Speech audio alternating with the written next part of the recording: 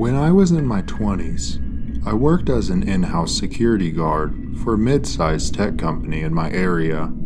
I worked this job for about 3 years, and over the course of that time, I had a fair share of unexplainable occurrences.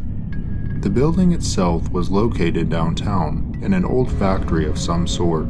The place had been remodeled long before I started working there, but I had heard rumors of it being haunted for years. I never fully believed the stories, but I could never fully discredit them deep down. Those inner thoughts would soon be proven correct in a terrifyingly personal way. The majority of the occurrences I had happened during the first year of my tenure. During this time, I was forced to work the night shift, being one of the newest on the team. I spent countless weeks sleeping through the day only to wake up as the sun was creeping below the horizon. It's a demoralizing routine for some, but I actually quite enjoyed the peace of being the only one awake at night. The first strange encounter happened about a month in. I was working with one of my first friends I met at the company. Robert was one of the more to-the-point security guards, but he and I quickly bonded over our love for different football and basketball teams. Our routine was quite simple. One person would patrol the entire building, while the other would sit in the control room watching the security cameras. It took about 15 minutes to sweep the entire building, and we would switch places after each patrol. Also, about once every couple hours, we would both circle the outside of the building in a golf cart. I was sitting at the table watching the screens, while Robert was walking through the offices in the building. That's when I noticed something moving in one of the other screens. The camera was in the lobby of the building. I made the screen larger and saw a woman standing in the middle of the room. She looked confused, her head scanning the room as if she was looking for something. I had no idea how she had gotten in. Had we left a door unlocked? I called Robert on the radio and filled him in on the situation, asking him to go check it out. After a few minutes, I saw Robert enter into the screen with the woman, walking directly up to her. He began looking around, and then I saw him look back to the camera and shrug his shoulders. He radioed back, telling me she was gone and to check which room she had went into. This sent shivers down my spine. "Robert, she is right next to you," I echoed back. "Get out of there, now." I followed Robert on the security cameras as he made his way back to the control room, keeping my eye on the woman in the lobby. Just as Robert opened the door, I turned to him in disbelief, gesturing him to look at the screen. As Robert hovered over me, we saw the lobby on the screen, only it was empty.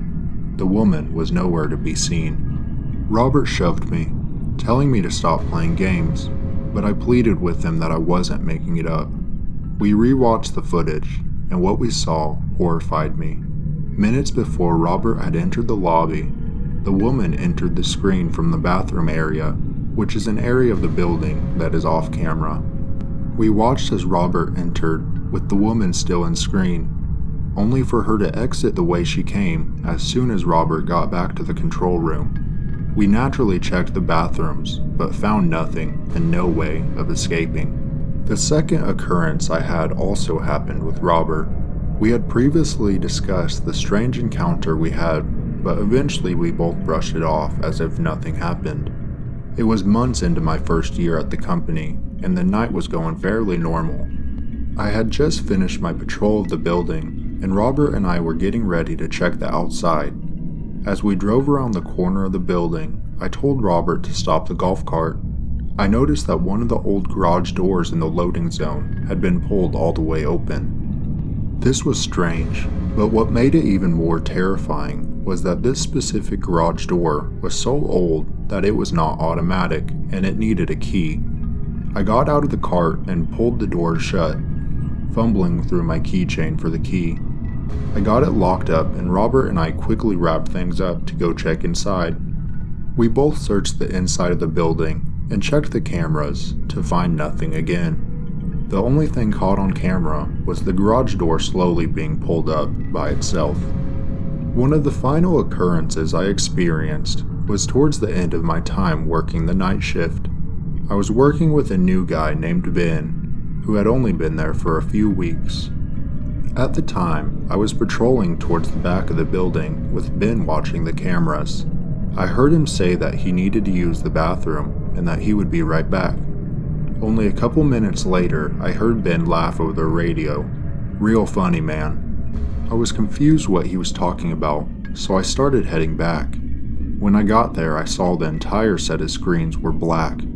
It took some convincing that it wasn't me, but when Ben believed me, we both sat there in utter shock.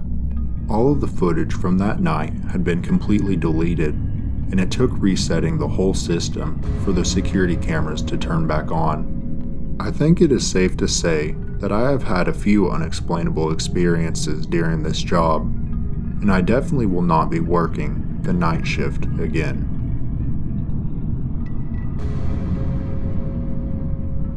I work the closing shift at Taco Bell, which means I usually don't get out of there until around 3 a.m. I'm used to dealing with all sorts of customers, but last night was different.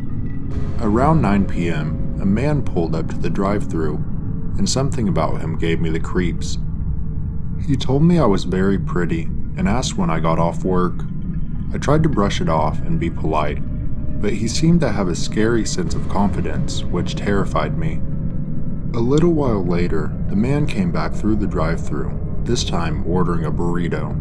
He gave me another creepy compliment, and I could feel my discomfort growing. As the night went on, the man kept coming back, ordering small items each time, but always making a comment about my appearance or asking when I got off work. I tried to stay focused on my work, but every time the man came through, it made my skin crawl. I kept trying to tell myself that he was just some harmless weirdo, but deep down, I knew that something wasn't right. By the time we closed, I was on edge. I asked one of my male coworkers to walk me to my car, and he agreed. As we walked outside, the creepy man was parked right next to my car, staring at us. I thanked my coworker and got into my car, locking the doors immediately. I could feel the man's eyes on me as I drove away. I tried to shake it off and focus on getting home safely, but as I drove, I got the feeling that I was being followed. Sure enough, when I made a turn, I looked through my rearview mirror and saw the same car following me. My heart started racing, and I tried to speed up, but the car stayed right on my tail. I didn't know what to do. Then I remembered the police station was just a few blocks away. It was my best shot, so I made a quick turn and headed straight for the station. The car stayed right behind me, and I could see the driver's face in my rearview mirror. He looked angry, and I knew I had to act fast. I pulled into the police station parking lot and parked in a spot close to the entrance. I grabbed my phone and called my dad, telling him what was happening and that I needed him to come get me. I watched as the car pulled into the parking lot and stopped for a moment, before suddenly speeding off. I was shaken up, but relieved that I made it to the police station safely. When my dad arrived, I hugged him tightly, grateful for his support. We filed a report with the police, but unfortunately, they couldn't do much without more information about the man.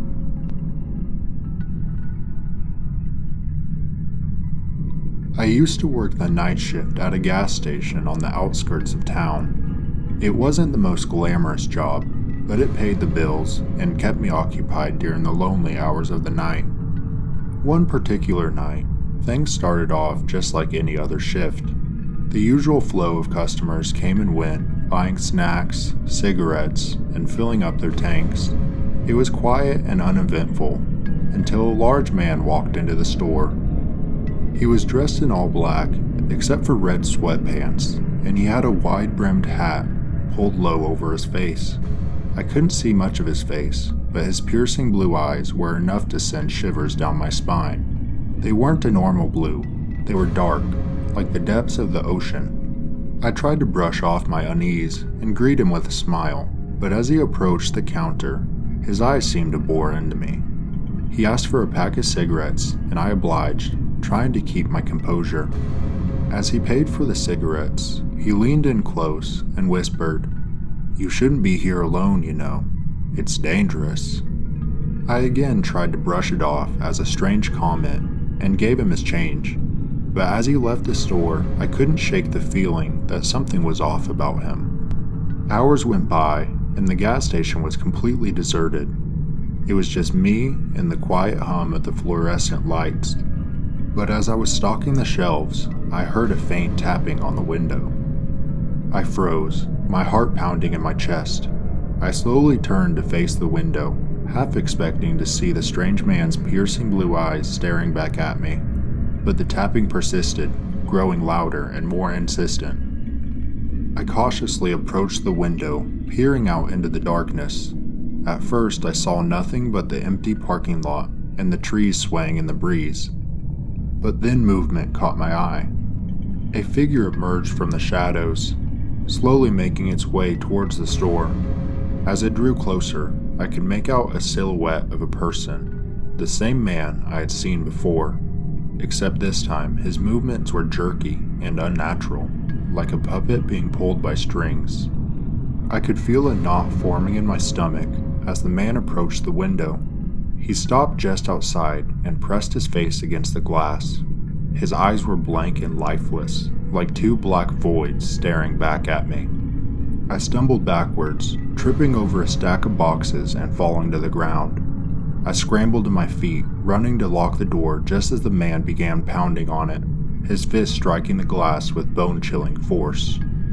I fumbled for the phone, dialing 911 as quick as I could, but as the operator answered, the pounding stopped. I cautiously approached the door, peering through the glass. The man was gone, vanished into the night without a trace, but I knew he was still out there, waiting for me. I couldn't shake the feeling that he was watching me every shift from there on out.